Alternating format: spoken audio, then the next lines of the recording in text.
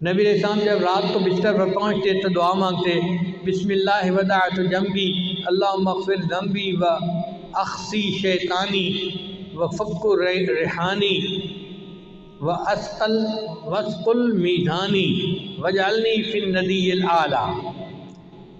اے اللہ میرے گناہوں کو بخش دے، میرے شیطان کو ذلیل کر دے، میری گردن چھڑا دے، میرے میزان کو بھاری کر دے اور مجھے فرشتوں کی اعلیٰ جماعت کے ساتھ کھڑا کر دے۔ کتنی پیاری دعا ہے، اگر ہم اس کو یاد کر کے رات کو پڑھ لیا کریں۔ اس لیے رات کو سوتے وقت کی چھوٹی دعا ہے نا، بِاسْمِکَ کا اموت ہوا ہے، اللہم بِاسْمِکَ کا اموت ہوا آیا، تو اللہ کے نام کے ساتھ میں سوتا ہوں اور میں جاگتا ہوں۔ نبی السلام نے ارشاد فرمایا، لا وضوء لمن لم یذکر اسم اللہ، اس بندے کا وضو ہی نہیں ہوتا جو بسم اللہ سے وضو کی ابتدا نہ کرے۔ جیسے فرمایا نا کہ حضور قلب کے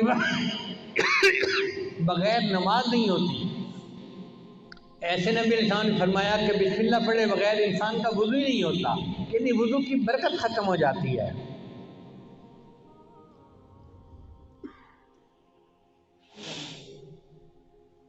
اس لیے سواری پر سوار ہوتے وقت بسم اللہ پڑھنا چاہیے۔ حضرت نوح علیہ السلام کو اللہ نے صرف بسم اللہ کا لفظ عطا فرمایا تھا، وقال اركبوا فيها بسم الله مجريها ومرساها ان ربي لغفور رحیم، تو وہ صرف بسم اللہ پڑھا کرتے تھے۔ اللہ کی شان کہ ان کی کشتی اتنے بڑے سیلاب کے اندر سے نجات پا گئی۔ تو علماء نے نکتہ لکھا ہے، اگر صرف بسم اللہ کے لفظ کے ساتھ نوح علیہ السلام کی کشتی اتنے بڑے سیلاب سے نجات پا جاتی ہے، تو ہم اگر پوری بسم اللہ پڑھیں گے، ہماری زندگی ہمارے پریشانیوں کے سیلاب سے کیوں نہیں نجات پائے گی؟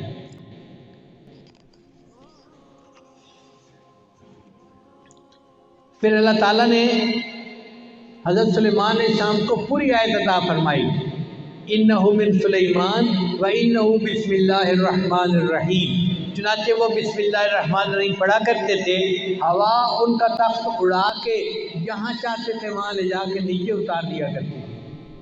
یہ بسم اللہ الرحمن الرحیم اتنا طاقتور عمل ہے کہ ان کا تخت اتنا بھاری تھا، لشکر ہوتا تھا ان کے ساتھ، وہ پورے تخت کو ہوا اٹھاتی تھی اور سینکڑوں میل دور ہوائی جہاز کی طرف کو جا کے اتار دیا کرتی تھی۔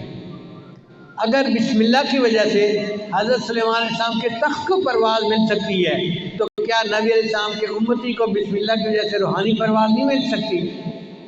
تو ہمیں بھی روحانی پرواز مل سکتی ہے اگر ہم اس عمل کو پکا کر لیں۔ اسی حدیث پاک میں ہے کہ جو بندہ مسجد میں داخل ہو وہ بسم اللہ پڑھے، اللہ اس کے گناہوں کو معاف فرما دیتے ہیں۔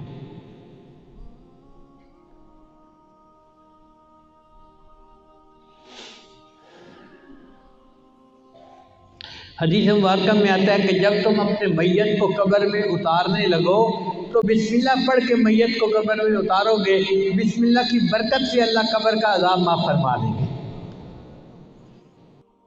لا الہ الا اللہ، لا الہ الا اللہ، لا الہ الا اللہ، لا الہ الا اللہ، لا الہ الا اللہ۔